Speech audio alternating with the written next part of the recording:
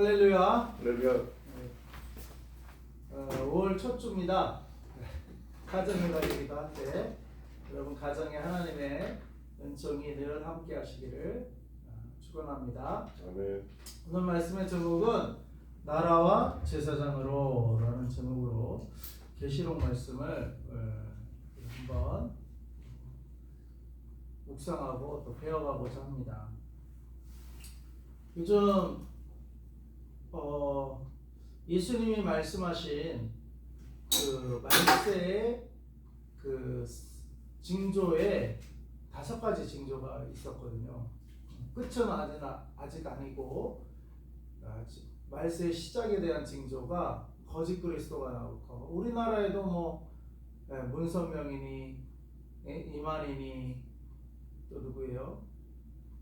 정명석이니 뭐 이런 거짓 그리스도인들이 많고, 제가 듣기로는 그 외에도 뭐 한 어렴풋이 듣기로 한 30여 명 이상 자기가 예수와 같은 구원자라고 말하는 사람이 우리나라에만 그 정도 있다고 들었어요. 제가 듣기로는 뭐 대표적인 사람은 아까 언급한 세 사람 같은 분이고, 그런 거짓 그리스도인이 말세에 나타난다는 거예요. 근데 그 내 이름으로 나타난다고. 그러니까 이 사람들이 성경을 가지고 시작을 하니까 예수 이름으로, 성경의 이름으로 하나님 말씀으로 접근을 하니까 통일교도 성경 갖고 하고요, 신천지도 성경 갖고 하고요, 정명석도 제가 알기로는 성경 갖고 합니다. 그러니까 성경 공부자 알고 사람들이 간 거예요. 근데 그 예수님은 나는 알파 오메가라고 하셨는데, 시작도 예수님, 시작도 성경, 시작도 하나님 말씀, 끝도 결론도 성경, 결론도 하나님 말씀, 결론도 예수님이 되셔야 되는데, 이단들은 이제 이 거짓 그리스도인들은 시작은 예수의 이름으로 시작을 해요. 하나님 말씀으로 시작을 해요. 성경으로 시작을 해요. 그런데 결론이 이제 자기 교주로 결론이 나는 거죠. 문선명이 뭐 어쩌다, 정명석이 어쩌다. 정명은 지저스 모닝스타, 그래서 자기가 JMS 지저스 새벽별 예수라는 게 자기라는 거예요. 그런 식으로 하여간 막 끼워 맞췄는데 이만희도 마찬가지고요.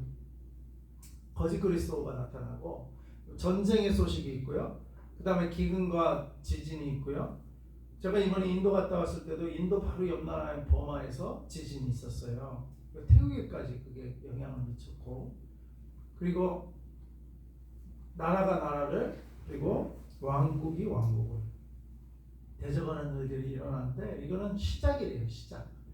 시작이라는 겁니다. 이런 사인들이. 그래서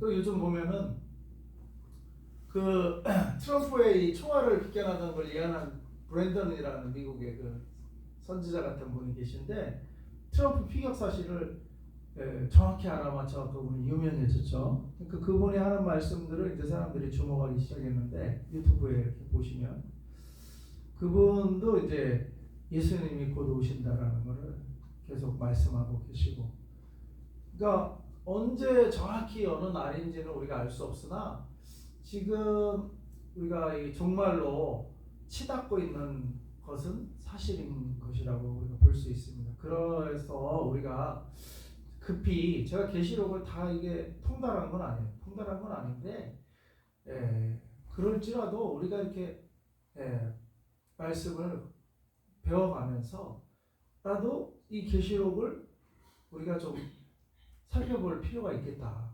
모르기 때문에, 통달 안 했기 때문에 왜냐하면 존 칼빈도 제가 알기로는 성경의 모든 주석을 다 썼는데요, 요한계시록만 못 썼어요. 왜냐하면 알아야 쓰는데 주석 정도 쓰려면 요한계시록을 해석을 못하는 거예요. 이 해석이 안 되죠. 미래일이니까. 나머지는 뭐예요? 다 예수 그리스도를 통해서 다 성취되고 하니까 해석이 어느 정도 돼요. 구약은 신약으로 완성이 되고 이루어졌기 때문에 예수님을 통해 다 이루어졌는데, 성경에 이 4가지 집이 지어지려면 이 4가지 동서남북, 이 4가지 기둥이 세워지고, 그 다음에 이제 연결이 돼서 집이 지어지듯이 성경의 이 4가지 진리를 우리가 굳이 만들어 본다면, 소개해 본다면, 창조, 성경의 진리의 첫 기둥이 창조고요. 그 다음에 십자가, 그 다음에 부활, 그 다음에 재림이라고 볼 수 있습니다.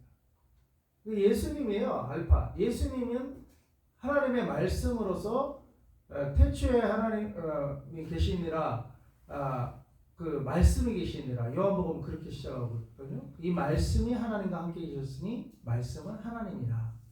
그러니까 이 태초부터 계셨던 말씀이신 분이, 하나님이신 분이 1장 14절에 말씀이 육신이 되어 우리 가운데 거하셨다. 우리가 그 영광을 보니 아버지의 독생자의 영광이요 은혜와 진리가 충만하다. 이렇게 기록됐으니까 예수님은 말씀이 육신이 되신 분인데 이 말씀은 하나님이라고 했고 말씀은 태초부터 있다고. 태초부터. 그러니까 예수님이 나는 알파, 태초부터 있는 자라고 말씀하시는 거예요. 그 다음에 끝은 계시록의 끝인데 계시록의 끝은 예수님이 재림하심으로써 끝이 완성이 되는 거잖아요. 그러니까 예수님은 태초부터 계셨고 계시록에도 완성하실 분이 예수님인 거예요. 그래서 예수님이 구약은 예수님을 가리켜 예언을 한 것이고 메시아의 오심, 그리고 신약은 메시아에 오셔서 이루신, 완성하신, 그리고 십자가상에서 다 이루시고 부활하시고 승천하시고 다시 재림할 때까지 예수님이 오메가가 되시는데 문제는 지금 다 이루어졌는데 다 완성하셨는데 안 된 게 딱 예수님 재림만 안 된 거예요. 우리가 그 시점에 살고 있는 거예요. 지금. 모든 구속사역, 대속사역, 십자가사역, 부활사역, 승천 다 이루셨었는데 그리고 성령님의 강림 다 이루셨어요. 딱 하나 아직 안 이루신 것이 재림인 거예요. 그러니까 이 재림에 대해서 존 칼빈이 미래의 일을 어떻게 알겠어요? 이루어진 일에 대해서는 연구를 해서 주석을 쓰겠지만 미래의 일은 쓸 수가 없는 거예요. 그래서 존 칼빈이 유일하게 주석을 남기지 못한 책이 요한계시록이라고 합니다. 그렇듯이 그러다 보니까 온갖 이단이 다 계시록 해석을 통해서 이단이 창출되는 거예요. 이만희도 대표적인 14만 4천이 자기네라는 거예요. 그래서 뭐 전라도가 베드로 지파, 무슨 충청도가 무슨 요한 지파인가 뭐 이런 식으로 해갖고 각 도별로 14개 도시를 지파로 나눴고 그 본부가 이제 과철이다, 세례살렘이 과철이다 뭐 이래가지고 참 이 요한계시록을 틀어서 그걸 자기한테 그렇게 적용을 시켜가지고 하는데도 사람들이 따라가요. 어떻게 된 게 참 그게 신기해요. 뭘 어떻게 그게 신기해. 따라가는 게. 근데 이제 그게 한 100개 정도 과목이 있다고 그러더라고요. 그 100번 정도 공부를 해야 수료를 하는데 작년에도 제가 듣기로는 10만 명이 넘어요. 그 수료한 사람이. 그래서 제가 이번에 인도 가서 20강을 이제 한 주에 했는데 그러니까 이런 거를 지금 이만희 신천지는 나는 20강을 준비하는데 100강을 준비한 거 아니에요? 100강? 그거를 달달달달 그냥 공부를 시키는데 한 80강까지는 제가 알기로는 저도 거기 신천지인지 모르고 몇 번 갔어요. 한 대여섯 번. 성경 공부를 한다는 게 야 이게 어떤 단체나 이렇게 성경 공부를 하냐. 그리고 강남에 그 역삼동 근처에 집을 하나 누가 기증을 해갖고 그 집 양옥집을 성경 공부 장소로 쓰더라고요. 그래서 뭐 역삼 뭐 자주 지나가니까 거기 성경 공부 한다니까 일주일에 한번 가봤어요.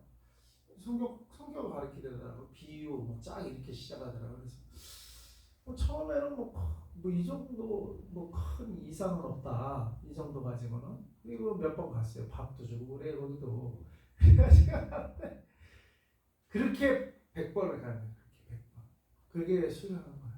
그러니까 한 80번까지는 그냥 성경을 그냥 따라가는 거예요. 시작은 성경, 시작은 예수 이름, 시작은 성경 공부로 시작을 하는데 끝이 이만희로 끝나는 거죠. 끝이 이제 서울은 무슨 지파더라, 무슨 뭐 서울이 뭐 하여간 12지파를 대한민국을 12지파로 쪼개라. 그래서 그 각 지역마다 지방마다 신천지가 득세하는 거예요. 자기네는 예를 들면 베드로 지파라 이거야. 예를 들면 우리는 안드레 지파라 이거야. 우리 돈은 그래갖고 경쟁 구도를 만들어 놓고 그렇게 하더라고요. 아유 참. 근데 나중에 잠실에서 모인대요. 한 대여섯 번 공부하러 갔는데 그래서 그것만 아니었으면 내가 더 갔을지도 몰라. 좀 성경 공부를 하니까요. 이렇게 더 갔을지도 모르는데 잠실? 거기 이만희가 신천지 집회하는데 아니야. 다 모아놓고 그래가지고 잠실도 한번 오래. 그래서 한번 가볼까 하다가 이거는 신천지 같다. 그때 이제 느낌이 와가지고 잠실도 안 가고 그 다음에 이제 거기도 한번 가볼 걸 그랬어요. 어떻게 하나. 내가 빠지진 않았으니까. 그런데 근데 가고 싶지도 않더라고요. 이단에 해에 혹시 갈 필요가 있나. 그리고 대여섯 번 가고 이거 신천지인 것 같다 해서 제가 가지는 않았어요. 그 다음부터는. 근데 모르고 이렇게 한 80번 60번 다녀봐요. 밥 먹고 같이. 그럼 거기 사람이 되는 거예요. 한 5, 60번 가면.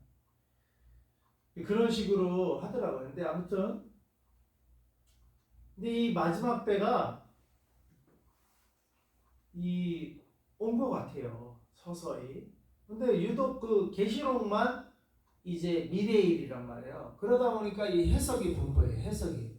그리고 뭐라고 누가 진짜 완전히 벗어나야만 우리가 틀린 걸 알지 살짝 벗어나는 거는 사람들이 잘 구분을 못해요. 왜냐면 미래일이니까 이루어진 일이 아니고 미래일이다 보니까 이게 해석을 막 자기들 마음대로 하기도 하고 그래도 사람들이 눈치를 못 채기도 하고 그러는 것 같아요. 이 계시록 해석이. 그래서 사실 쉽지는 않지만 그래도 우리는 어떻게 해요? 계시록에 근데 경고는 있어요. 이 예언의 말씀을 더하거나 빼지 말라고 했어요. 그래서 우리가 대원칙이 뭐냐면 더하지 말고 빼지 말고 그대로 있는 그대로 그냥 모르면 모르는 데에서 멈춰야지 그걸 모르면서도 아는 척 이렇게 해석을 해버리면 안 되겠죠. 그래서 모르면 모르는 데 머무르고 하나님께 여쭤봐야 돼요. 여쭤봐야 돼요. 그렇게 우리가 이제 그런 기본 자세를 견지하면서 계시록 말씀을 우리가 보기 원합니다. 오늘은 1장 제목이 나라와 제사장. 자, 요한계시록은 어떤 책인가? 1절 화면에도 나와죠.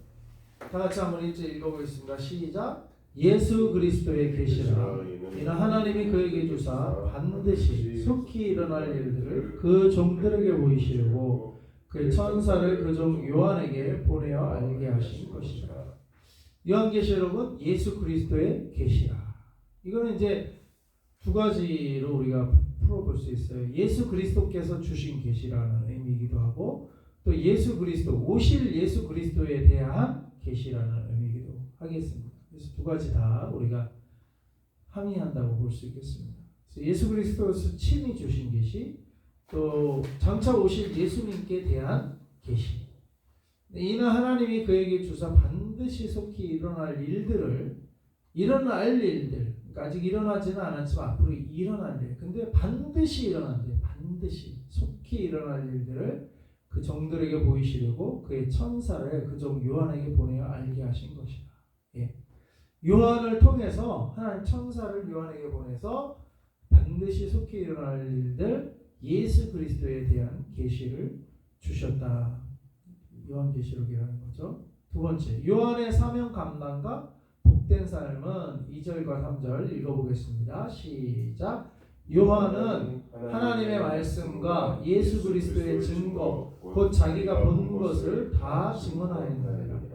이 예언의 말씀을 읽는 자와 듣는 자와 그 가운데 기록한 것을 지키는 자는 복이 있나니 때가 가까웁니다. 예. 그래서 하나님이 천사를 요한에게 보내서 예수 그리스도의 계시를 보내주셨는데 요한은 어떻게 했다고요? 하나님의 말씀과 예수 그리스도의 증거, 즉 자기가 본 것을 다 증언했다. 이게 이제 요한이 사명을 감당한 거예요. 보여주셨을 때 그것을 본 것을 다 그대로 빠짐없이 증언을 했다는. 우리도 하나님이 보여주시는 것을 다 증언할 수 있는. 그런 사명을 감당할 수 있는 저와 여러분이 될 수 있기를 바랍니다. 그러려면 하나님이 우리에게 뭘 보여주시는지 먼저 우리가 무릎 꿇는 시간, 그 다음에 성경 말씀을 통해서 확인하고 견주어 봤을 때 이게 말씀에서 벗어나지 않고 말씀을 이루는 예언이다 할 때는 우리가 그걸 증언할 수 있는 요한처럼 사명 감당할 수 있는 저와 여러분 되기를 바라고요. 3절은 예언의 말씀을 읽는 자, 듣는 자, 그 안에 기록한 지키는 자 복이 있다. 복 있는 자가 누구라고요?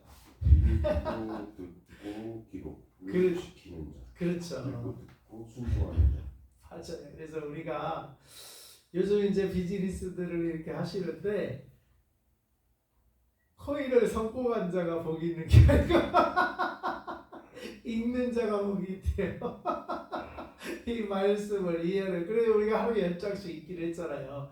저도 뭐 못 지키는 날도 있기는 하지만 그래도 하여간 듣기라도 해서 10장을 채우려고 노력을 해요. 일어나서 듣고 또 자기 전에 듣고 읽지 못하면 피곤하면 읽기도 피곤할 때가 있을 때는 들어요. 어플을 그래서 깔아놓으시고 성경 듣기 어플. 그래서 딱 틀어놓으면 그냥 열정은 그냥 쉽게 가요. 열정. 그래서 자기 전에 또 듣다가 그냥 스르르 자기도 하고.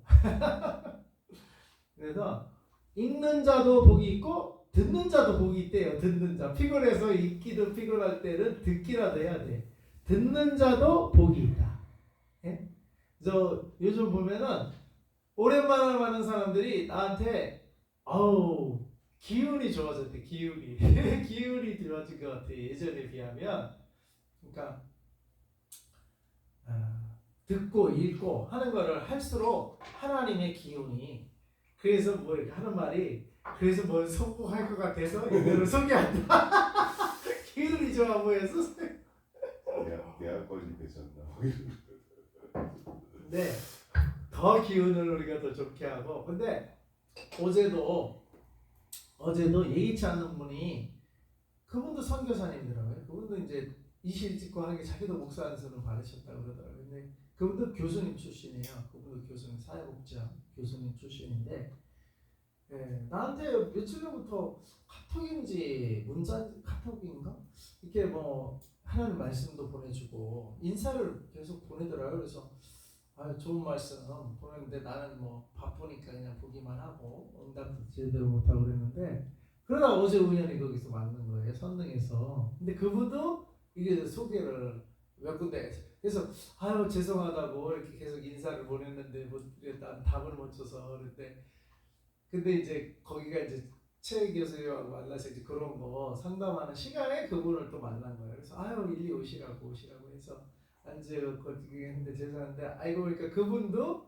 소개를 하고 찾고 행여나 제가 이제 뭐 아는 데가 있나 해서 이렇게 이제 안부 처음부터 막 그런 얘기 하기는 그러니까 너무 오랜만이니까 안부 인사를 슬슬 나한테 보냈던 거예요. 내가 안부 인사하면 이제 대화를 해서 이제 그런 거를 좀 한번 그런 일도 혹시 하는지 물어보려고 그랬다고 그러더라고요. 근데 제가 대답을 못해서 그냥 하나님의 말씀 안부만 받았는데 거기서 우연히 만난 거예요. 그래서 얘기하다 보니까 그분도 이제 소개권이 있는데 제대로 된 사람을 지금 못 만나가지고 그런다고 이제 하면서 어제 그래가지고 이제 최 교수님이 이게 이제 대화만 시작이 된 건데 그래도 하여간 그래서 어제 제화 때 뭐가 될 것 같다고 이제 슬쩍 말씀을 할 거예요. 된 건 아니고 아직 이제 초기 단계인데 어쨌거나 근데 하나님의 말씀을 읽고 듣고 지키려고 할 때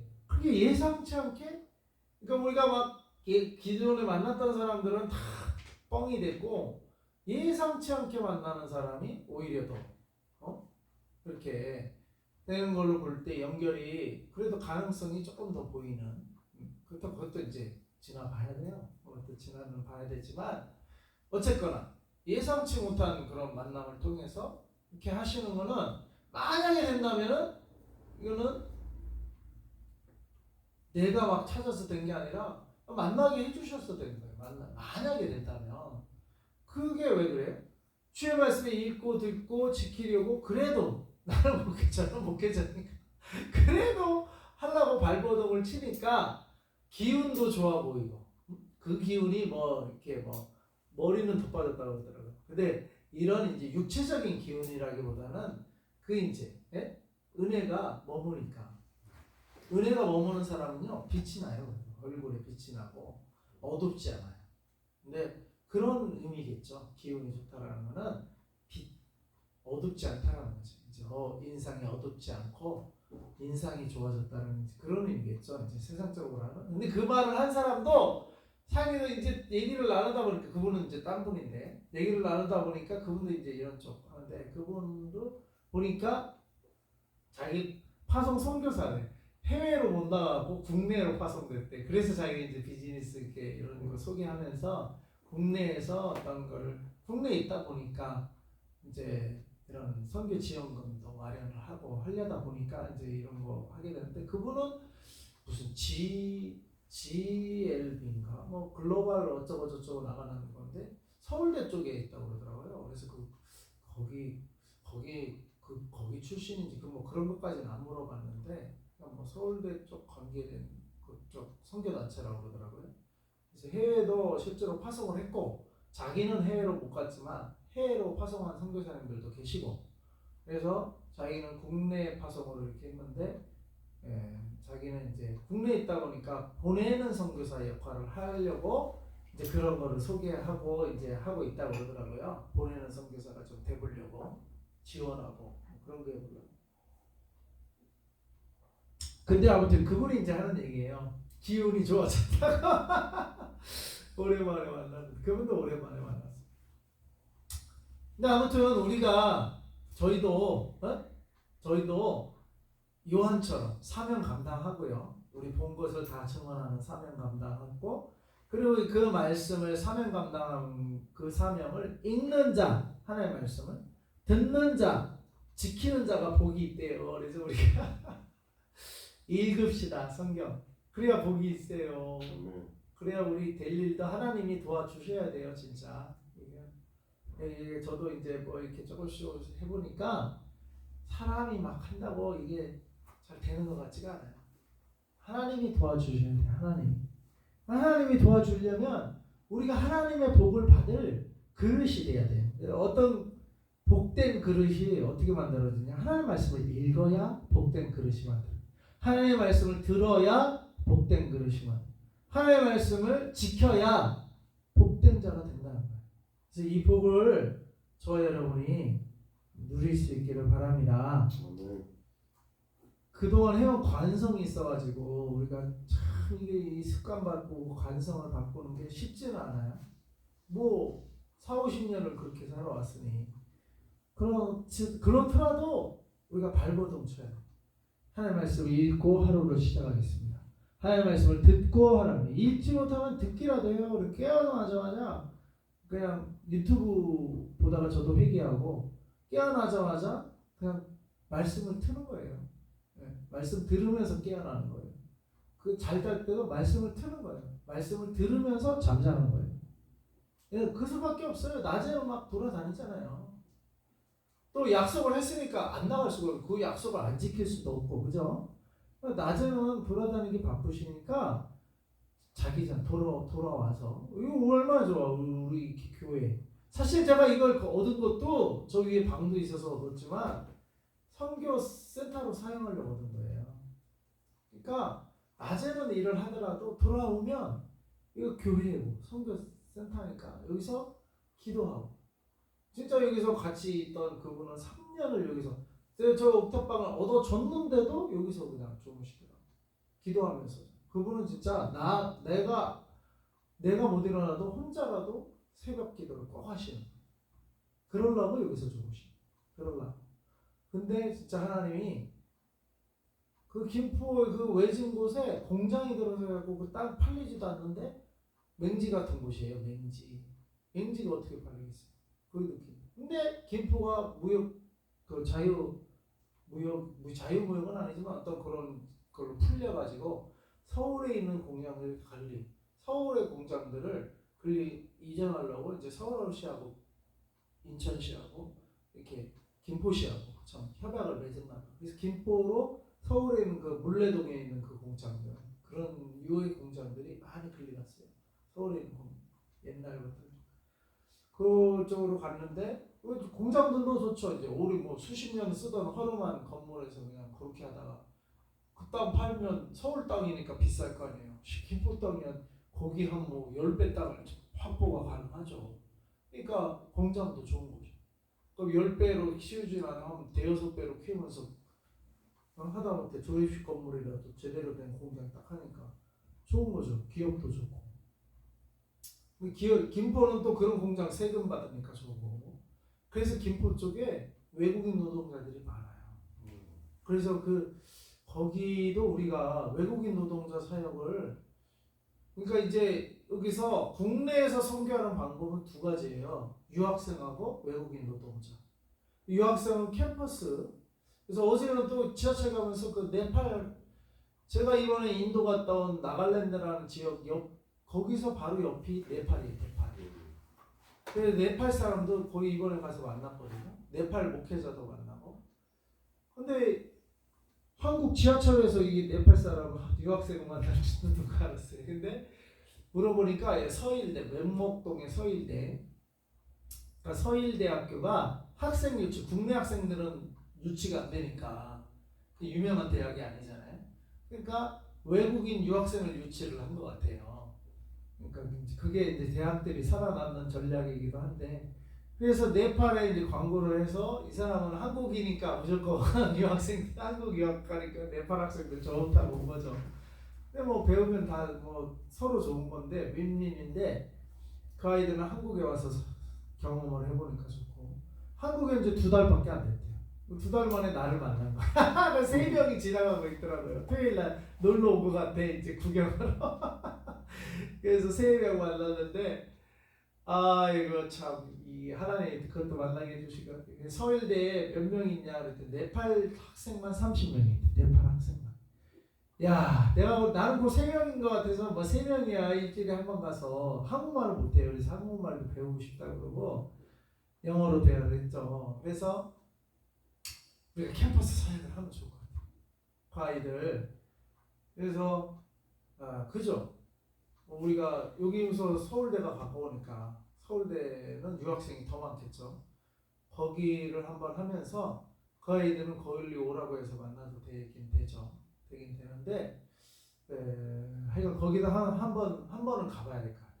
근데 네팔 학생만 30명이면 야 나는 뭐 3명이면 뭐 학교 식당에서 식사 사주면 뭐 15,000원 되겠다. 나까지 네 6명이 먹어도 뭐 2, 3만 원은 되겠다 생각했는데 30명은 20만 원, 2, 30만 원 들 것 같아.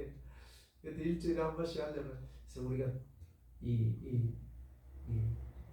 그래도 하여간 그래서 빨리 우리가 뭐 성사가 돼서 좀 자금이 선교 자금이 마련이 되면 가서 밥 한 끼만이라도 사주면 그러면서 한글도 좀 가르쳐주고 하면 좋지 않을까 생각이 들었어요.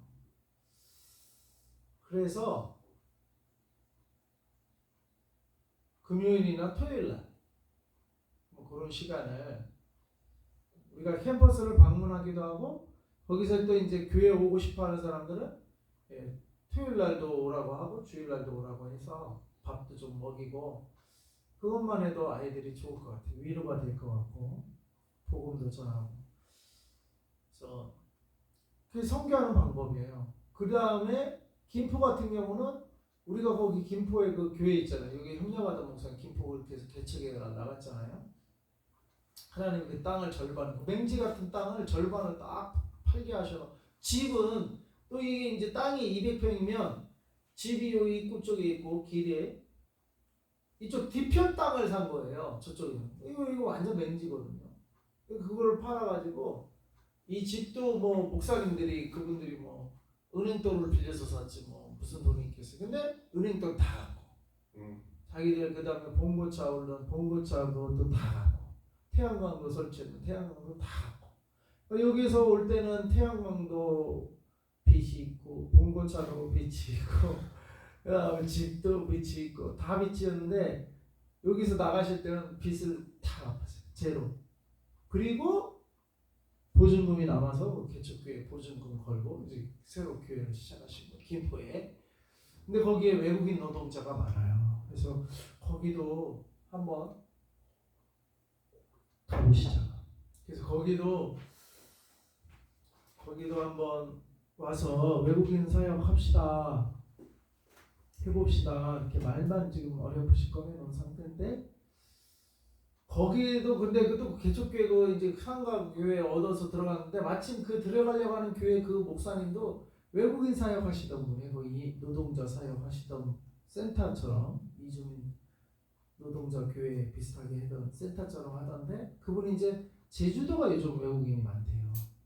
그래서 제주도 그 교단 그분은 통합직이에요. 그러니까 거기는 교단 차원에서 제주도에 사역이 필요가 있으니까 김포보다는 제주도로 파송을 받아갖고 김포에서 하시다가 제주도로 이제 그 사역을 제주도 가서 하시려고 옮겨가면서 지금 나랑 같이 하던 분이 이제 거기로 들어가신 거예요. 그 자리가 이주민 사역을 하던 자리로 들어가신 거예요.